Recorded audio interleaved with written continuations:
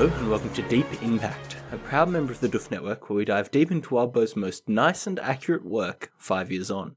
Coming up next is Elliot Diebold. And that was Ruben Morehouse. And we are back to talk about Mala Fide 10.4. And we talked about this last chapter. Blake has been engaging with Molly a lot, more so than maybe he should have. And he started to realize, hey, let's deal with Molly, she's becoming a problem at the end of the last chapter. But he has failed to learn that lesson as he continues to validate her as she becomes more and more real. See, I didn't quite get the impression at the end of last chapter that he was like, oh shit, she's getting more powerful. I thought it was more like curiosity because she brings up, I can't remember the exact phrasing, but she brings up something about wanting to warn the family. And Blake's like, hold up a minute. Like I thought it was more he doesn't want to leave because he's very interested in what's happening to her and maybe thinks he can get some juicy dates. At least that was my thinking. Yeah, interesting. That's not how I interpreted it. Should we go back and talk? We've never talked about a previous chapter before, but let's do it. Hold on, I'm pulling it up. Yeah, so me too. The line is, Molly says, there are bad omens everywhere. I want to see the family. I have to warn them. The line that sells it to me that he's worried about her kind of develop. Well, no, she even says he thinks she was developing a little too quickly for my liking. I feel like my interpretation is right. I mean, you know, there's no right interpretation of anything, I don't think, but except in this case.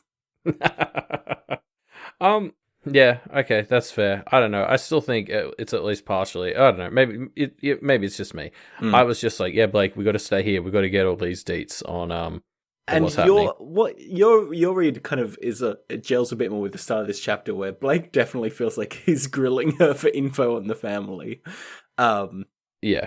Which is nice. And I really like, we got this a bit last chapter, but it comes back again this chapter. Blake feels pretty hurt by Molly not remembering him. Last chapter he realized that, of course, she never called me for help because I didn't exist when she died.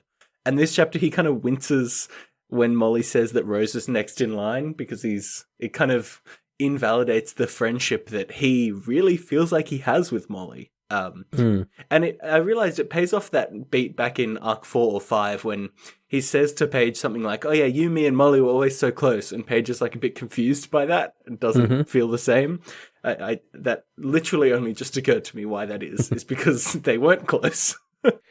Yeah, I sort of had the same realization a few days ago. I was reading listening to the Pact audiobook, and it just covered chapter 4.9, which is where Paige comes in and they have that conversation, and it was just listening to it now, I was just like, oh, that's why she I love that. Save that one for Deep Impact for sure. It's a good foreshadowing. It's a great retroactive payoff. But yeah, I agree. I love how we open with how sort of casually he's treating Molly. Like she says this thing about how she, you know, they're trying to get her out of the house and it's kind of like ghostly and echoey. Like it doesn't feel very human the way she just sort of says it for no reason. And Blake just sort of casually just like, yeah, they're trying that with Rose now. Yep. Like you like it almost feels like he's just sat down to have a coffee with her or something. Yeah, he's treating it with not the right level of gravitas that it demands. And then Blake brings up this interesting point. So Mags sort of talks about how there's pressure on her because she's getting calls from other people to go and attend to other stuff, and so that, you know, that's just lumping even more pressure on her in the middle of this shitstorm right now. Yeah. And Blake sort of mentions like, oh man, I could never do what you're doing, and that's even with like, you know, Rose and the Thorns out of the picture. Which like is really interesting because I think the similarities and differences between Mags and Blake are sort of a big thing in this chapter, especially considering where it ends up. Yeah. And I think like this is sort of an important difference between them is that Blake could never be like Mags is so tied down and she's at people's beck and call, which feels like she has no control. It's just not a free position she's in, and Blake has that need to be able to move and to be free of his own accord, and he just couldn't do what she's doing now. Yeah. No, it's an interesting point, and I think the theme of Blake and Mags' relationship is an interesting one because it kind of, I mean, I didn't necessarily get this vibe, but I get the sense that the way Warbo wrote this arc so far, you kind of expect Blake to become Mags's familiar. I feel like that's the impression I get from the end of this chapter. I don't know if I was expecting him to actually become her familiar, but like I wouldn't have been incredibly shocked if the idea was like put out there by the story. Yeah. Like for sure. And yeah, and I mean, but I think like almost from the very beginning, this story's been drawing lots of parallels and highlighting differences between these two. Yeah. But like I feel like a lot of what Mags went through in Signature even tied into, you know, what Blake went through in Void and in Null. You know, but there were, you know, it's obviously different. It's not exactly the same, but there are a lot of parallels. No, for sure. Between those journeys. And so, yeah, like I think the story has for a long time sort of been comparing and contrasting these two. Yeah, no, I agree. Yeah, and it's interesting. So that's a theme that kind of eventuates throughout this entire arc. And a theme that I like throughout this chapter, this is a complete different topic, is Molly's ghost becoming sentient, right? I think definitely at the start of this, Molly is still an echo.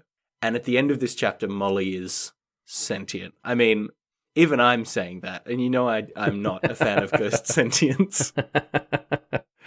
No, I agree. We can sort of track throughout the chapter. Like, you can see that she's getting, like, smarter and smarter, and she's able to think on deeper levels as the chapter sort of goes on. Yeah. I think that starts with Blake validating her, because he continues to do that. And she mentions this interesting little nugget that Granny Rose didn't pick her first, in the context of being an heir. I'll read out the quote. Blake says, "With that kind of attitude, I can see why grandmother would pick you for first heir and custodian," I said. "She didn't," Molly said. And this is an escalation, right? This is the first time that Molly actually responds directly to something that someone says. Before then, she's responding to kind of a single word in a sentence, associating it with something, but she's never actually responding to a statement before, which I think is interesting. Yeah, well, she's never done a direct response. It's always been that ghost echoey thing where she like repeats a line that's somewhat relevant. Yeah. Yeah, exactly. But this is like a direct, coherent response to exactly what Blake said. Yeah. And I mean, you know, I don't think this is the huge reveal in and of itself. Like, I think everyone probably by this point has suspected that, like, Molly was not a genuine attempt by Rose Senior at an heir. Yeah. We've always sort of suspected she was the sacrificial lamb, but what we get here is confirmation that is true, essentially. And no further details. We're sort of teased with it. And Blake tries to chase down details, but Molly does not give any. No, exactly. I mean, all she sort of says is, you know, you can't make an omelet without breaking a few eggs, right? And then she, like, glares at Blake. Yeah. And is just like, enjoy your fucking omelet, which is a great little line from a semi-sentient ghost that hates you right now. Yep. Yeah, and yeah, she's obviously in a bad place. She's clearly a lot of rage and a lot of loneliness. It's a good line, though. So Blake continues to press Molly about, you know, the heir situation and just what's going on. But during this conversation, she vanishes, and Blake surmises that, similar to the way some of the other ghosts have done, she's probably gone to a different point of her timeline. So, suspecting that it's the memorial, they go back to her grave, and she's there, next to, still grieving, Irene and Callan. Yeah, and of course, like, for me, it was sort of like, oh, these two again? Like, they're just everywhere. But then, we were told last chapter they were coming back here, so, like, I'd just forgotten, and of course, you know, then you sort of, once you're like, oh, yeah, like, of course they're here, and it's just sort of, oh, here we go, like, this isn't going to be good. Yep. But, it, you know, it's something that doesn't feel contrived, because last chapter, it was explicitly set up that they were coming back here. I feel like we're becoming more and more like the residents of Jacob's Bell, in that we're conditioned to see any Thorburns in the story as bad news. Because it's, as soon as you see them, you're like, oh yeah, this is going to go bad. Yep. And you see Molly, and she's clearly a bit more sentient. I want to read out this paragraph where Blake is looking at her and seeing her realize that she is dead. And Blake thinks, Molly hadn't lost a child. She'd lost someone she'd invested 18 years into. The person who had had a hand in every bit of joy she'd experienced in life. The one who was supposed to create her legacy. Herself. Oy, that is very good writing, and it really sells the idea of Molly realizing that she is dead. And how do you react to realizing you're dead? You just are shattered. Like, there's no other response. Yeah, and I mean, obviously, like, the context of that paragraph is before that he talks about how grievous Irene is, you know, because, like, losing a child is horrible. And then it sort of goes into, but, like, losing yourself is even worse. And, of course, you know, Blake and Mags would know. Yep. So, like, you're right. It's a really sort of good way, because, like, everyone can sort of empathize with the idea of losing a child and how awful that is. And then, like, that is used to pivot to, and Molly's kind of going through something which is probably even worse. Yeah. And while we're on the topic of Blake talking about losing a child, is it just me, or does it feel a little, like, the way he represents it feels a little cold? Like, he says it as, and I don't know, this is a continuation of Blake being a bit numb, right, I guess. Blake says they'd lost someone who lit up their life, which, yep, sure, fair, but then who they'd invested countless hours into, who was supposed to carry on their legacy. I don't know, I mean, that's true, and those are valid reasons to be upset at losing your child, but it does feel a little bit like like comparing a child to a kind of nest egg of sorts, which is it just feels a bit off to me. I don't know, because, like, compared that to, like, I remember we sort of went through this with Alexis. Like, he was sort of thinking that Alexis was upset that he died because she was... True. Well, he was her project. Like, I think that is just sort of how Blake sees the world. And I mean, you know, given the environment he grew up in, I can or didn't grow up in. well, you know what I mean. You know, I can see how he got to that sort of thinking. Yeah, maybe that's right, but I kind of in my head prefer to see it as Blake is an other and numb in some ways that mean that was kind of always there, as in it's not a product of him being raised, it's a product of him being an other to an extent that made him numb even before that was revealed. I don't know, maybe it's a pointless difference, but... yeah, maybe. It wasn't an impression I got, but it's probably in there, because that has been a very heavy theme of the arc so far. Yeah. Anywho, so Molly's ghost continues to affect Callan and Irene, and Mags and Blake are obviously aware of this, and so Mags starts walking forward to try and take action before the ghost can influence them too much. And it's brave. Like, she's talking about how this is something that she's had nightmares about. Like, having to confront Molly's ghost while her family is there is pretty horrifying. And she knows that it's going to go badly because blood, fire, and darkness, of course it will go badly. And she does it anyway. It's very heroic. Yeah, it's, you know, it's the definition of bravery, really. This is understandably one of the worst things she can imagine, and she barely even hesitates. Yeah, no, it's great. Callan and Irene are not taking too kindly to Mags being here. They saw her at Hillsglade House last chapter, and so they've kind of put together in their heads that she is an opportunist who befriended Molly and then Rose in order to get at the money, and is now trying to talk to them for that same reason. Yeah, and you know, you got to keep in mind that Molly's aura is contributing to this. Well, yeah, of course. You can't feel too angry at them for this. Although I like that that's the first thing they think. Like, it's a very Thorburn thing to think of, like, why would she be here? Oh, of course, she's trying to get the money. That's the only reason anyone would do that. Yeah, you're right. You've written that they're just projecting here in our notes, and I really like that phrasing. Yeah. Like that's I reckon that's spot on. Yeah. And this is... like, Mags is doing badly in this situation, right? Because there's enough of a seed of truth in some of the things that they're saying that she kind of is afraid to lie, but she's also really bad in this moment because of the stress of it and the emotion of it. She's really bad at doing the practitioner worming your way out of it, kind of pretending to tell the truth but not actually, kind of deal. And yeah, so all she can really do is kind of stand there and make half-hearted attempts to try and, like, help them get away from this, and just totally get shut down. Yeah, I mean, I was actually quite impressed with her for not trying to worm her way out. Like, she doesn't try to make excuses or anything.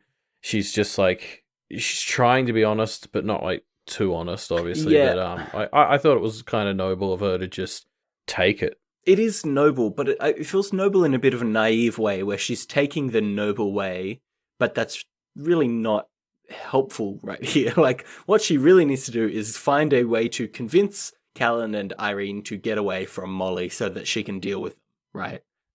I mean, that's true. I don't think that was ever going to happen, though. But like, Yeah. you're right. She could have been looking for it. She does do quite well in the situation. She doesn't do well overall, but given the context, you can kind of forgive it. And then there's this moment.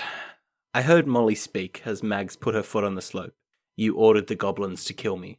Callan moved as if a thought had just happened to come to him. With the angle of the mirror, I could only see a slice of him, but everything in his tone of voice made it very easy to imagine his expression. Incredulity. Is it guilt that brings you back here? I love this moment. Probably one of the most powerful moments in Pact so far, right? Because we've had the theme of Molly affecting people around her, and she says this, and immediately the next line is Callan moved. And it kind of, then there's a few more sentences before it lands with him as he's kind of processing it. And you see it unfolding as you're reading, and you know it's going to be horrible, and you know that it's just coming like a train and you can't look away. Yeah, it's great delivery of this concept. And again, it's like another escalation in Molly's capabilities. She's not just sort of passively sending out ghost auras. She's like actively influencing those around her. She's incepting, more or less. Yeah, basically. And I mean, I guess I'm jumping a bit ahead in my notes, but like, because something so the first time I read through this, trying to figure out how Blake had activated her or whatever, and I actually don't think Blake is what set her off anymore. I actually think it was the extended Thorburn family, and I guess we'll go into that more as we get there. But I think this is her sort of piggybacking on the connection between them and manipulating it and becoming wraithy. Yeah, definitely. I guess we don't really know enough about how wraiths work to kind of see what is the formation process of one, but I get the sense that we're kind of seeing it play out here, right? Where it's power fed into a ghost and then negative vibes fed into that ghost, and then it just becomes a really negative ghost. I don't know. But I like it. Yeah. Cool. So Mags kind of is shutting down as Callan, with Molly whispering in his ear, is kind of tearing into her. Blake here is able to help Mags pull out of her slump by kind of whispering in her ear, and she says just the right thing in order to get Callan to back off a bit. And I mean, it's very reminiscent of how Rose used to be with him. Like this, this for me called back imagery specifically to when he was summoning June, and Rose kind of had to speak through him. Yeah, feed him the words for it. Yeah. Yeah, it's an interesting moment because we've been pretty harsh on Blake lately throughout this arc as he becomes more of another, but it's nice to see that he's still, I feel like his heart is still in the right place from this section. Yeah, I mean, I did just compare him to what Rose used to be like, so... Yeah, but Rose, also her heart's in the right place, I'm sure. Maybe it used to be. Yeah. Probably not, but maybe. Yeah, so, well, I mean, obviously, now that Blake lives in Mirror World, the connections, that's not the right word, the comparisons between him and Rose are very apt, and I think this is a good one. But I like us getting to see it through him and Mags rather than him and Rose, because if it was him and Rose, there would be this sort of undeniable, or the explicit changing of roles would sort of make them more aware of it, whereas Blake is just sort of seamlessly slotted into the same role with Mags, and only a couple times himself sort of notices that he's doing the same thing she used to do. Yeah, no, it's nice, and it's a more subtle way to explore concept of Rose not necessarily being the villain, even in the way she acted when we see those same choices made through Blake's eyes. Yeah. So Callan and Irene back off, and Mags gives them space to finish mourning, but, and then they leave. After they leave, Mags and Blake prepare to bind Molly, but before they do, she approaches them. Yep, and she just lays straight into Mags. Yeah, I feel like we're in Parahumans, because there's some really strong fear and doubt auras coming off here. But yeah, so Molly, again, has leveled up. She is very lucid. You get the sense that she's kind of fed off of all this negativity, and she's ready to fuck shit up. She is here. She is more or less, I wouldn't say sentient, but she is awake. And she's here to fuck with Mags. Yeah, I mean, here we see her specifically like strategizing and like picking at Mags in targeted ways. Yeah, and so Mags is obviously quite out of it, as Molly is talking to her and accusing her and, attacking her verbally for now. She's still pretty racked by guilt and isn't able to stand up for herself, or chooses not to because she kind of can't. Feels guilty. Yeah, exactly. Blake is trying to convince her of the argument that ghosts aren't real people, which, good job, Blake. But even with that, she's not really able to do anything. Yeah, and again, like I feel like this ties back to the Rose comparison, because he has to be the person who's one step removed and has to be like, what was that Rose quote? With the lady where it was just like, oh, this bullshit isn't getting to you, is it? Like, that's essentially what he's having to say. Yeah. And it's, I just like that comparison, because he kind of has to force himself to be the one to be like, oh, I like Molly, but this is more important. Mm-hmm. Yeah. Yeah.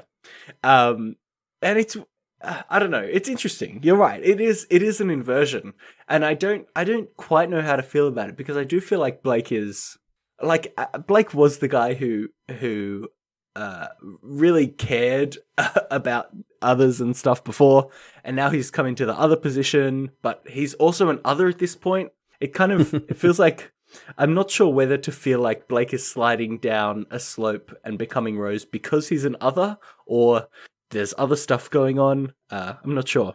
Yeah, I feel like there's just going to be a lot to it. It's not going to be a simple thing. You can't quite. I feel like I can't quite put my finger on what it all means. Or how it's all going to come together. Yeah. So Molly says to Mags, "Hey, you killed me. So in exchange, I'm going to take your body." Which is, I guess, one step above, you killed me, so I'm going to kill you, right? Or one step below. It's different, at least. Well, it's a more environmentally friendly version it's recycling. Of you killed me, I kill you. Yeah. Of course, if Mags doesn't give her body willingly, Molly is going to take it. Yes. Yeah. It's a real blood, fire, and darkness moment. Things are getting worse and worse for Mags, which is great. So, yeah, because I want to talk about that, because there are a number of times in this chapter where Blake specifically says stuff like, I've pulled one quote out here that's from a bit later, but he says, "I think this is your prophecy at work. It feels just a bit too contrived, pieces falling down in a very specific way, A leading to B, leading to C." And I just, I don't know if I see that. I don't know if I agree here on this, because... Like, I'll admit, this is like a situation that very quickly gets out of control. But like, I just wonder if Blake is too used to having excuses for stuff like this. Like, Jacob's bell is, like a powder keg already. It just doesn't seem that crazy to me that this is just bad shit that's happening because there's so much like negative energy going around town right now. I don't know. Like, it feels weird to believe so readily that this is specifically Mags's prophecy trying to come about. Yeah, I do kind of have the same vibe to an extent, where since Jacob's belt is a powder keg, like anything could kind of set off a chain of events that would lead to some really bad shit. So it's not necessarily Mags's prophecy's fault. But exactly. I think even that, like, even if her prophecy is kind of exerting a small influence, because of things like Sandra having brought the Thorburns into play to fuck with Rose or whatever else might be going on, it's enough to tip it over the edge. So it's like Mags's prophecy isn't responsible for everything, but even the small nudging that it does in that direction leads to, I don't know, a chain reaction of bad shit. Yeah.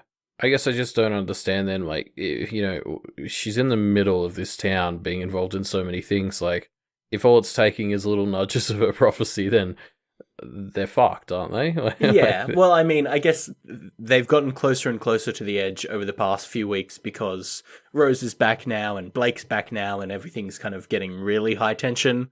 So the closer they get to the edge, the smaller of a push it takes to get over the edge, right? Yeah. So Molly draws a rune and uses blood to activate it.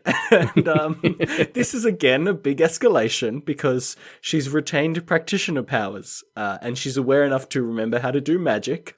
And she also has blood, which is great. Yeah, I mean, she really becomes a very serious threat at this point because now she's using magic. And, we learn very soon that it's not just her power that she's using. No, it's Mags's power. And not just that, not just is she kind of remembering how to do magic, she's aware enough to see Blake, recognize, hey, he's a threat that's moving through mirrors. I'm going to use magic to banish him to cut off that connection. It's very kind of, it is like next level thinking. It's not like genius level thinking, but it's better than what she was doing before. Yeah. So Molly's getting worse, banishes Blake, and kind of reveals to Mags that Mags formed a connection with her, and that connection goes both ways. Molly is now fueled by Mags's, energy, and he's using it for practitioner shenanigans. And so they have a small showdown that Blake isn't able to see or hear all of because he gets banished. And by the time he gets back, or Mags gets back to him, Molly has disappeared. Yeah, and I mean, so mixed into this bit while Blake is waiting for Mags to come back is like him checking his wounds, which sort of reminds you what bad shape he's in, which, we're about to go visit Faysal, so it's sort of mentally preparing us for that a bit, I think. Yep. And then, of course, Mags continues to remind us that the pressure's on her because she's getting more and more calls from people. Yeah. Which is interesting, because, do you remember back in Arc 4, when Blake started calling Fel, and Fel was like, that's really not cool to have your being tugged like that. Yeah. And Blake actually had it happen later, and it was awful. That seems to be the way everyone's calling Mags. Yep. So, she's just going through that all the time, apparently. I guess, good thing she doesn't have much self to be tugged. Yeah, It's obviously a lot of things going on for Mags right now. Yeah. It's just really, it was the first time it kind of clicked for me that this must be a very unpleasant job for her in that way as well as all the others. Yeah. So they don't know where Molly is. Mags pulls out her notebook and does the old Sandra Duchamp ink in the pen trick, which is great. I love seeing it again. Yeah, it's a great recurring bit, and it sort of introduces it. Blake's introduced to it in a very passive way, which I like because we already know what's going on. It's just such a cool trick. I'm glad she remembered it. Yeah. And interestingly, she kind of asks for things that Molly would have a connection to, which Blake starts supplying. Her younger brother, cool, family, okay, that's fine. But then Blake starts getting really negative, which I like. He mentions the goblins that killed her, Laird, Sandra, Granny, Rose, right? And these are all things that, if Molly's going to those, it means some bad shit's really going down, right? Which I like. Like, Blake is trying to mitigate the rampage that he thinks Molly's ghost is going to go on. Yeah, for sure. Of course, she ends up picking extended family, which isn't necessarily a rampage, but we'll see. Yeah, I mean, Blake's first thought, which I think makes sense, is it's going to be feeding frenzy time if she's feeding off negative emotions as a raid. Yep. Blake decides that they should split up. Mags chases after Molly while Blake decides to cash in on these favors that he earned last chapter and visits Faysal. Yeah, I mean, it's interesting that he doesn't meet Johannes here, at all. Yeah. I wonder what that's. I guess Johannes is probably busy. He's got a war going on. Yes. And it's worth remembering that Johannes doesn't remember Blake. Especially now. Yeah. So, yeah, especially now that Faysal has taken his memories of Blake. Yeah, but it is interesting because this must be the most autonomous that we've seen an other be, right? A familiar. Yeah. Which makes sense because we know that Faysal is powerful. Mm-hmm. So I want to read out a line here, which I really liked, where Faysal says to Blake, "Will you walk with me?" He said. "I rather like walks, and I'd like to stretch my legs." I raised my eyebrows. "Because of my role as a gatekeeper and a being that supervises travelers and forges paths, not because of my canine body." Which is classic. A little too defensive there, Faysal. Yeah, I mean, this is Pact, Faysal, it's both. Come on. He wants a little walkies. That's all right. No, it was funny though, because he said this and I was like, I can't imagine a dog saying this to me and me not making a face. Yeah. It's too good. Yeah. It's great. So Faysal agrees to, pay back Blake for what happened last chapter. First, nourishing Blake, kind of revealing more about what's going on with him. Faysal seems to indicate that Blake's emptiness is even worse than we thought. He's really basically a yawning maw of desperation, and spirits are rushing in to fill that. But Faysal nourishes him by giving him kind of more of himself, more of Blake as a human, as a way to kind of get him a little bit further away from just being a full-on other. Yeah, and so I think like we always sort of knew that Blake has been, or even like possession after he drained himself right back in the police station was always sort of you are draining some of yourself, and spirits have to come in to shore up the gaps, or they don't have to, but they like to. Yep. And Faysal kind of implies that the gap that Blake has is sort of will need constant nourishment. Like it's not that he can just sort of get filled. It's like he's constantly sort of devouring the spirits that come within him. Yeah. And there's sort of like a constant turnover or a need to devour more. Yeah. Which is like, I can see why other people would want to target someone like that. That sounds pretty scary for a being to be built around. Yeah. I mean, and so my understanding of what happens here is Faysal's basically gone around to Johannes and a few like others and pulled out their recollections of Blake because the connections were so tenuous that the memories survived. And then Faysal sort of manifested these memories and Blake absorbs them. He ate them. He totally eats them. Yeah, I mean, well, it's a weird way of eating them because they fold around him. It's like reverse eating. Well, yeah, true. But I mean, like that's just so cool. Like I love this imagery of him feeding off the old recollections of him, because like a big thing we've been talking about since he came back is that he can't just become his old self. Like he has to sort of forge a new version of himself. Yeah. And he's doing that now by sort of eating the memories of his old self, like literally forming his new self by wiping the old one out of people's heads. Yeah. Yeah. It's interesting, and it suggests a path where Blake goes around eating eating other people's memories of him as a way to sustain himself. Yeah, it's a very weird precedent to set, for sure. I had the same thought. But I like it. It's very thematically relevant, right? Where Blake is literally desperately struggling to kind of stay closer to his old self, but in doing so, distancing himself from the people that kind of keep him tethered to that. I don't know.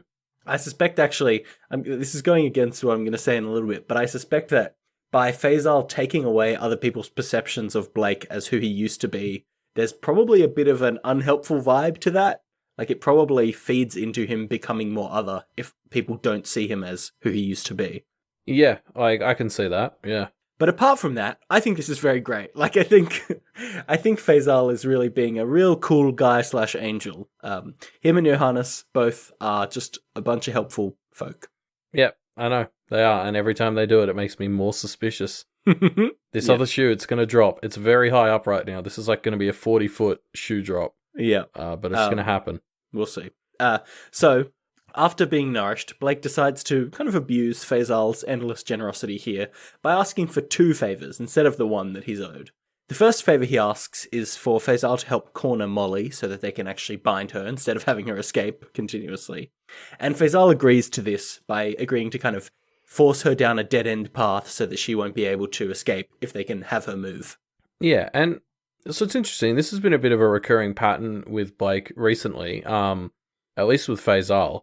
Like he did this last chapter as well, where Faysal was like, I promise the Ayayas won't like get in your way anymore. And he's like, I need that promise for every one of Johannes's things. And Faysal's like, no, of course not. Yeah. And Blake just sort of is like, okay, well. Yeah, fair enough. You miss 100% of the shots you don't take. Yeah. And that sort of feels like what he's doing here. But, I mean, you gotta, it's always risky, especially in this world, to sort of push people like that.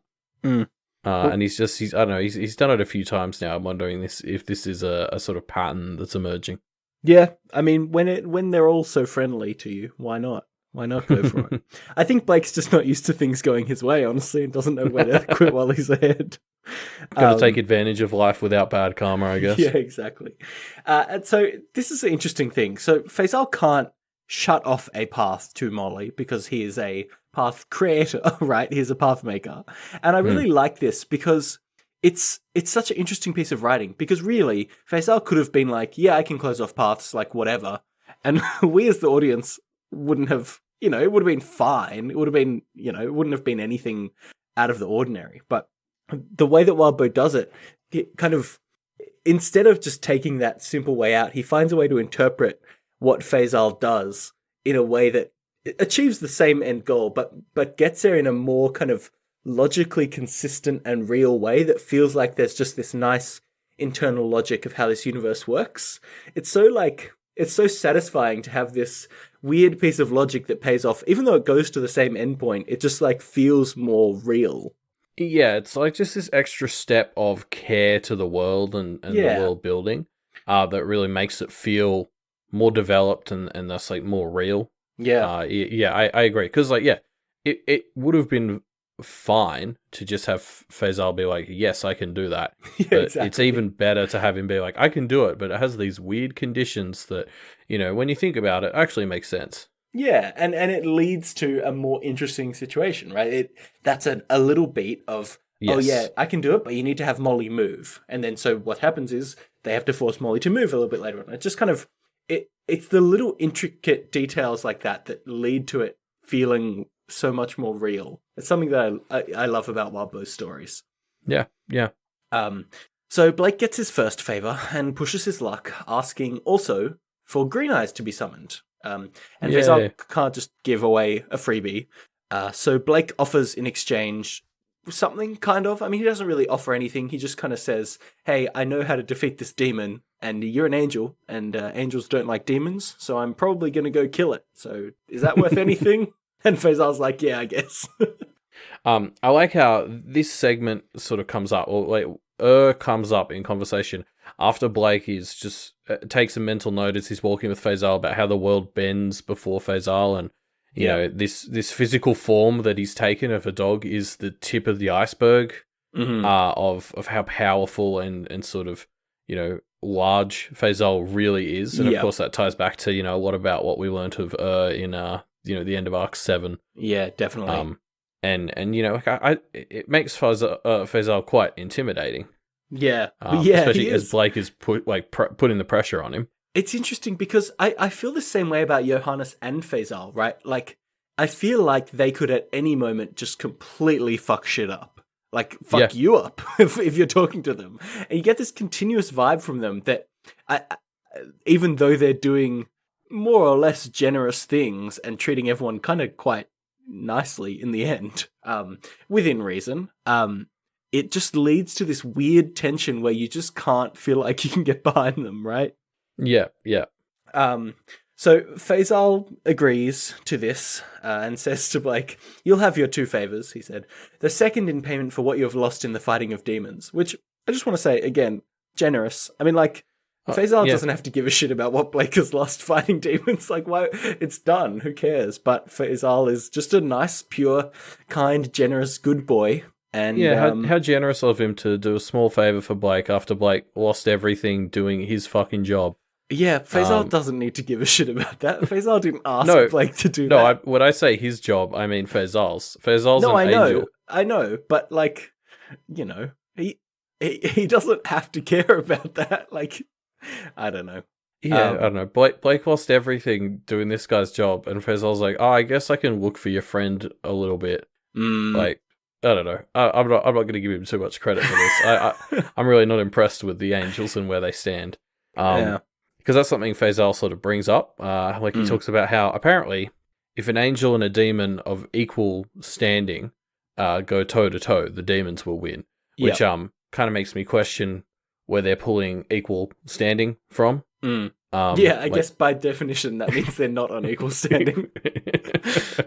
But I think this has interesting sort of ties to the sort of wider world of Pact. We've talked a lot about how people aren't proactive at all in this world, and they let things fester. And we kind of see the angels are basically doing that with demons, like everyone else. They're sort of we can't really take them in an even fight, so we're just not going to do anything right now. And hopefully, entropy won't win for a really long time.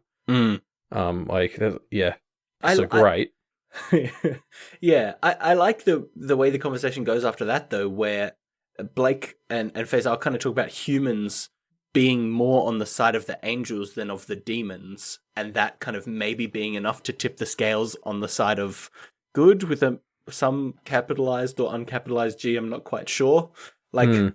I think that's an interesting attitude where that kind of indicates humans are whatever, born of the angels or whatever side the angels come from in this seemingly unwinnable war. Maybe they're enough to tip the scales.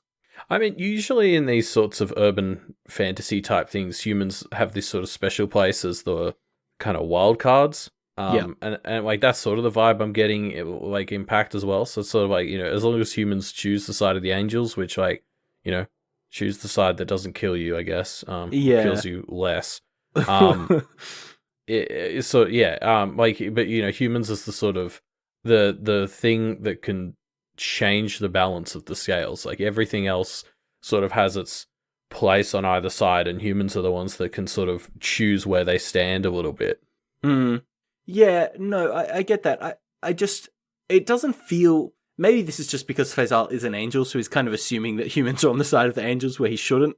But I do kind of feel like it feels like there's more of an association with humans and angels than with humans and demons, which is just an interesting spin on what I think you're right is a fairly common kind of vibe.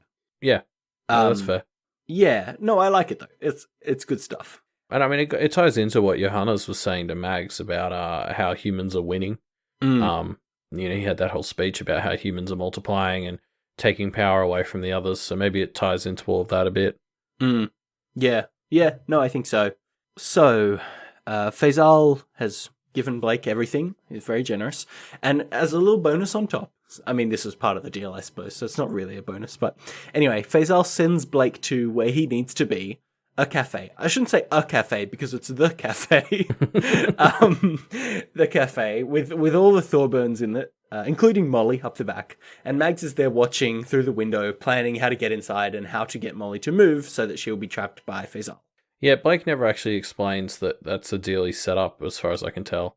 But yeah, I love how just everything we see about the extended Thorburn family in this cafe, they just emanate anger and hostility. Like, aren't they the worst? I love it. Like it's just they generate such a shit vibe. Yeah. And like this was the point where I was sort of like, I don't think Blake had that much to do with activating Molly. Like his connection to her probably isn't that strong.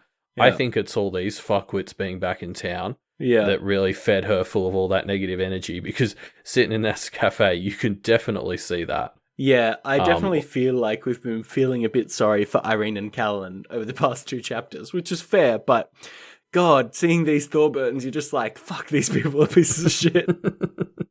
I mean, they make themselves and everyone around them miserable when they're in big groups like this. Like, they just need to, Blake had the right idea running away, or Rose had the right, I don't know. Someone had the right idea of running away at some point. So I guess they don't have the negative karma of the Thorburn line because they're not practitioners, but it kind of would make an internal kind of sense to me that they just they like radiate misery wherever they go just because of the Thorburn blood in them. Well, when you're raised by someone with the bad karma, like it probably just sort of, they're having bad luck all the time and generating like a shit environment, and that just rubs off on you. Yeah. I like that it's at this cafe as well. I mean, it's referred to as the cafe, which can only mean it's the same cafe from when stuff went down in Arc 1 with Laird, which I love. It's just a fun little environment callback. Yeah, I mean, cafe in Jacob's Bell, terrible thing to be, I guess. Yeah, it's not the right place to start a small business. So Mags comes up with what I don't think I can refer to as a plan, but I'm just going to call it a plan anyway. And she heads in and starts just stirring shit up with Ellie. I mean, it's more of a plan than most of Blake's plans, I think. Like, she seems to have a pretty simple idea of what she's going to do when she gets in there. But I mean, yeah, obviously, and Blake calls this out a bit later, but this is Blake having a go at being in Rose's position, where Mags is just like, I got this. I'm not going to tell you what. Just like I'm off. And Just Blake's trust just me. left standing there, being like, "Wait, what?" Yeah. And then, of course, her plan seems like an objectively terrible idea when she first starts doing it, but it does end up paying off pretty much perfectly.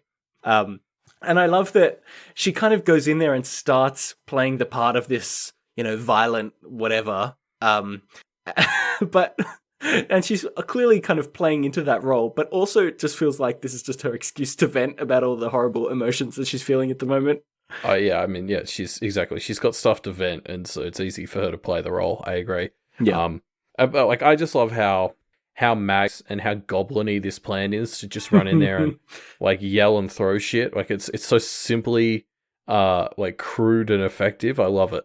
Yeah, it's classic. And I think the best bit is that Molly fucking loves it. Like I think that's what really sells how hilarious and like crude this plan is that like apparently Molly looks delighted that Ellie and Mags might be fighting. Like she's just like, yeah, I hate these two.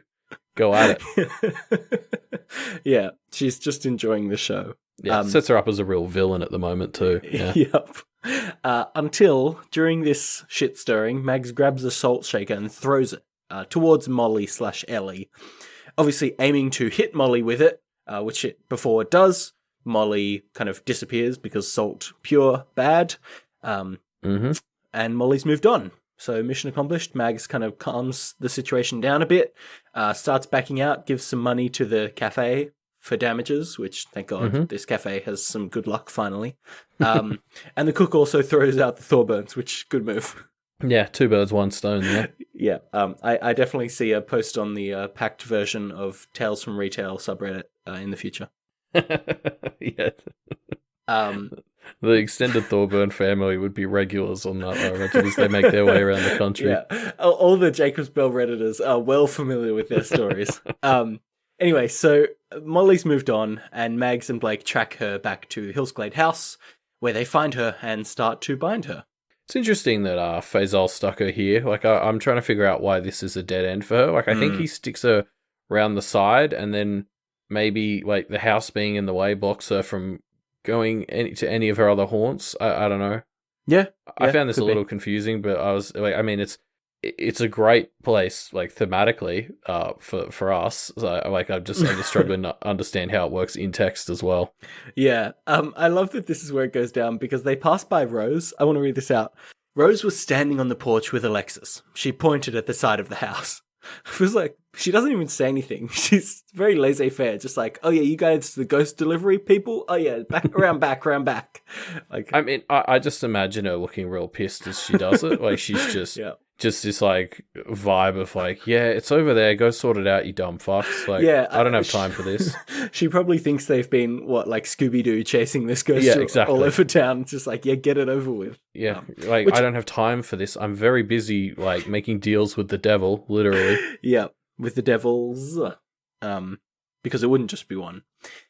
So Mags traps Molly, and they finally kind of hash things out. And I want to read out this line where Molly says, I'm filled with so much awfulness and there's more every minute. I know it's not me. Every instinct I have is telling me that the awfulness is for you, that I should make you feel it, make you hurt and angry and frustrated and hopeless. And this is the line where I'm really like, okay, Molly is sentient. Molly is real.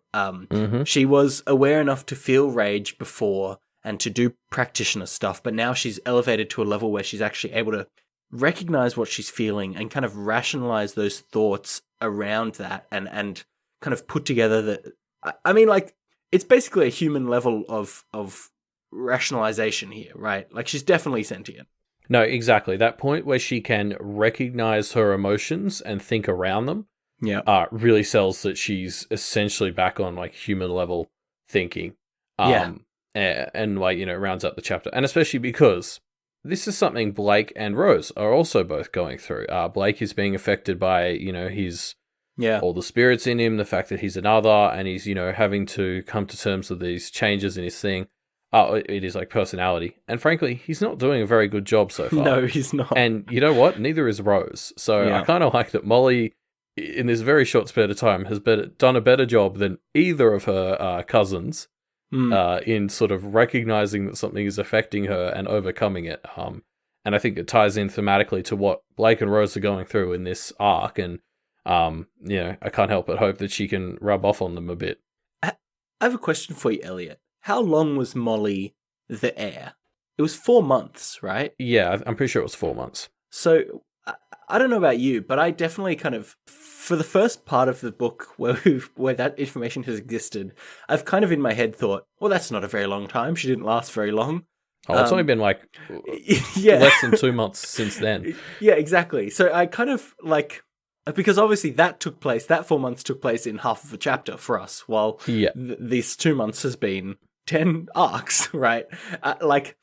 I feel like maybe we're a bit too harsh on Molly because she seems to be able to do okay. I mean, this is just a ghost version of her, and already she's able to rationalize around her emotions better than the protagonists we've seen. Well, that's the thing. She was too smart.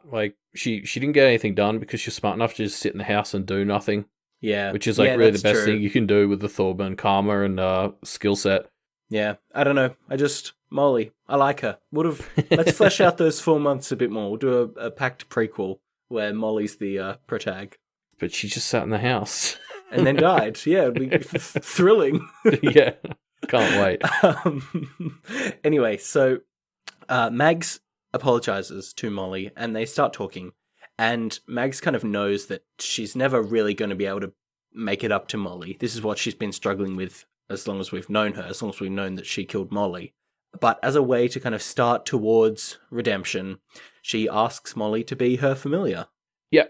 And I mean, this is fantastic. As we sort of talked about, the story has been comparing and contrasting Mags and Blake a lot throughout the whole story, and they've gone through a lot of things that parallel each other, and here she's kind of paralleling what he did with Evan. This is a very similar pick for familiar to what Blake did, but for very different reasons. They've both picked... I'm just going to start calling Molly in her current state a soul. Evan, like a sentient ghost, right? Yeah, exactly. At this point, there might be a technical differentiation there, but they're effectively the same thing. Yeah. But Blake chose Evan out of this sort of mutual respect, and he just felt a connection with this kid who helped him, and he went back at a calm time to connect with this kid, whereas Mags is doing it under pressure and out of guilt. But there's just so many similarities there between what they've picked as their familiars that I can't help but also see them reflected in each other a bit. That's a poor choice of words considering Blake's situation. But yeah. No, you're right. It is an interesting connection, right? The ghost familiars. But Blake obviously chose a more naive familiar, not, in the traditional sense of the word, but also just kind of a more naively optimistic familiar to match who he is, or at least who he was at the time. Whereas Mags is trying to survive and trying to redeem herself for a life kind of defined by mistakes so far, right? A practitioner career, definitely. Yeah, true. And of course, Evan came with cool, escaping and speed boost powers because he was full of, wind spirits and escape spirits and freedom spirits and all that. Molly's currently filled with anger and negative energy, so... Well, if they could be a good combo, because presumably Molly can make things more likely to be killed by goblins, and then Mags just 6 goblins on them. It's a 1-2 punch. I'm just hoping Mags could maybe reinforce Molly with something that isn't negative energy. No, Molly's main power is vulnerability to goblins. Anyway, Jesus. That's a bit harsh, isn't it? No, we'll see. I mean, we'll see how this manifests, right? Yeah. I want to pull out this line where before Mags makes the offer to Molly, she looks at Blake and she says, "Sorry, Blake." And Blake says, "It's okay." And they presumably share a piece of information there that we can only guess at. But the guess I think that we're intended to make is that she's apologizing that she can't choose Blake as her familiar, and he kind of knows that that's what she is about to do. He knows that, and he says, "It's okay." So presumably this was something that was in both of their heads. Yeah, it is a bit of an implicit communication bit here between the two of them, which, is interesting. They're both people who've really struggled to work with others, and they're doing a great job with each other. So in a lot of ways it doesn't quite make sense, but Yeah. it also totally does. Yeah. Yeah, I mean, I wonder if there's even more to it. Like, I'd be interested to see the public reaction to her taking a Thorburn as her familiar. Yeah, right, because a chapter or two ago, she was worried that she was being seen as Team Thorburn. And this isn't maybe the best move to make if that's something you're worried about, Max. Yeah, so I'm worried that she might know that this is something that's going to start the blood, fire, and darkness, but she just feels like morally it's something she has to do, and that's also partially why she's sorry. I guess we'll see. I mean, there's going to be a lot of interesting implications to this in every way. Yeah, definitely there will. And that's the end of the chapter. It ends with Mags making the offer, and I guess we're kind of assuming that Molly's going to say yes. Yeah, I mean, I think there'll be more to the discussion, but I mean, it's a good option, and while she's thinking as lucidly as she is, hopefully she'll recognize that. Yeah. This is an interesting chapter. It's a very dense chapter. It feels like a lot happens in 10.4. There's a lot of things going on. In fact, I mean, I'm looking at our recording time now, and this is, I think, the longest non-interlude chapter we've done so far. I think it's going to be the longest chapter we've done. Oh, gosh. So far, the longest episode at this rate. But yeah, I agree. It's like a very disjointed chase scene escalation of Molly from a kind of passive threat to villain to, like, misunderstood person to potentially ally. Yeah, you're right. There's a lot in here. Even though, like, by word count or anything, it's not a super long chapter. And like I think sort of to tie it into the sort of themes I think the arc's talking about as a whole. There's a lot of stuff here about people being influenced by auras, like we already sort of talked about. Like, Molly is having that impact on everyone else, and as I sort of already said, Blake is going through that. Rose is going through that. Molly sort of goes through it and imparts it on others and comes out of it much better than either of them. So, yeah, very interested to see how this chapter sort of fits into the whole arc, once we get to the end of it. Yeah, you're right. I guess people kind of not being quite able to trust their senses is an interesting through line, or, they're kind of being a bit off, It's something that feels like it's been very prominent in this arc, at least. Yeah, interesting. It's worth pointing out, Mala Fide, bad faith. It means that you kind of have to be wary of any deals that are made in this arc.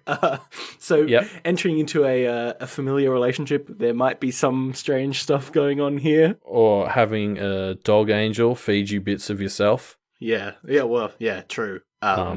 Yeah, I don't quite have the tinfoil hat on yet, but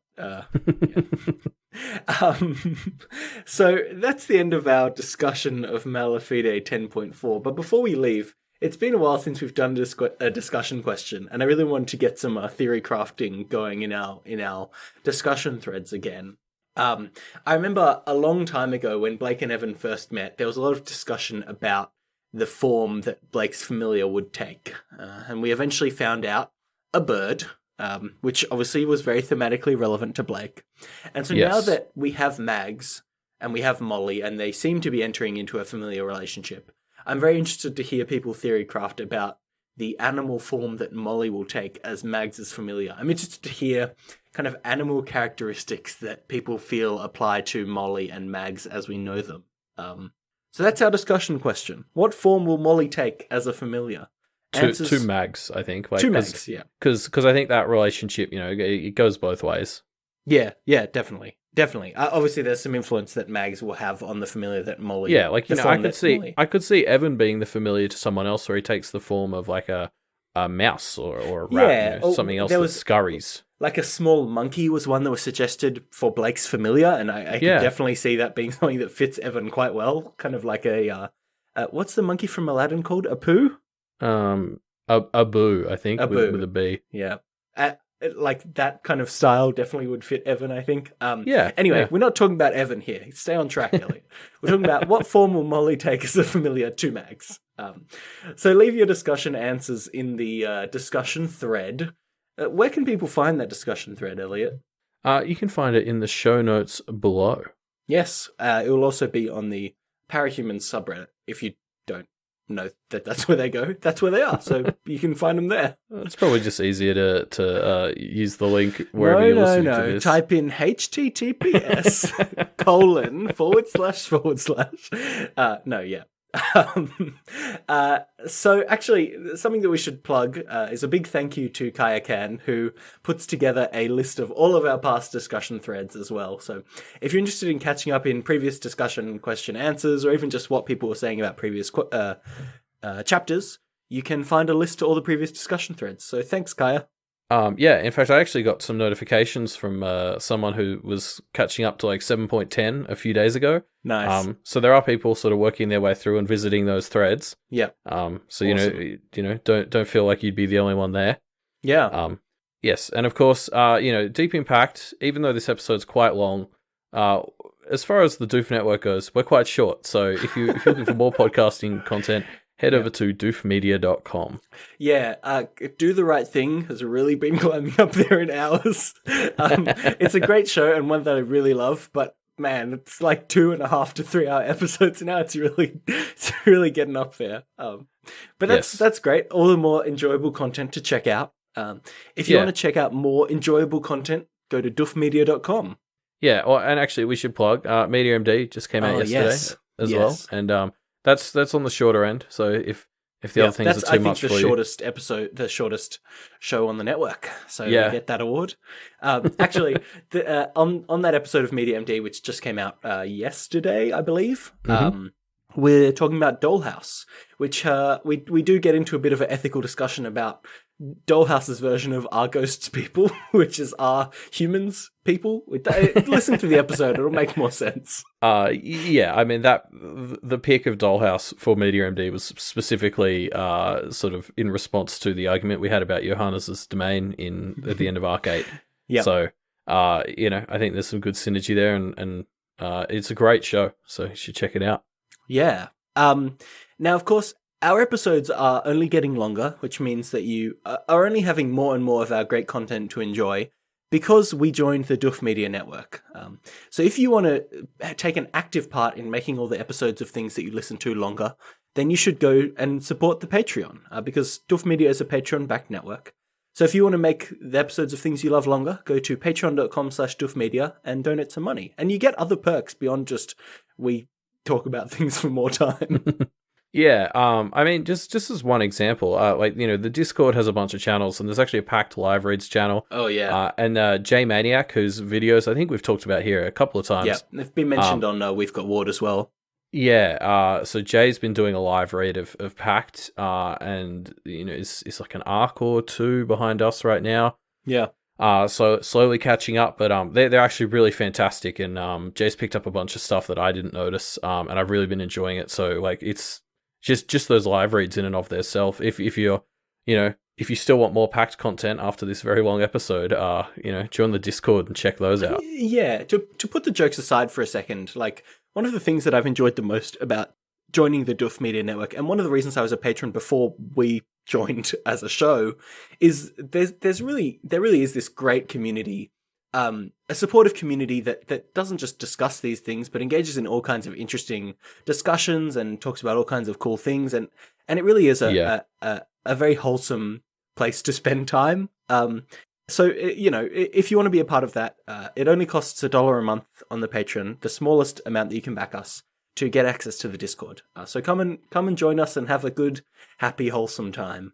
Yeah, I completely agree.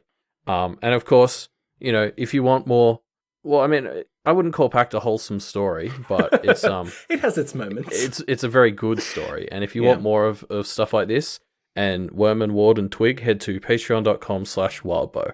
Yeah, support Wildbow on Patreon. It would mean a lot, not just to him, but to me personally. So go for it.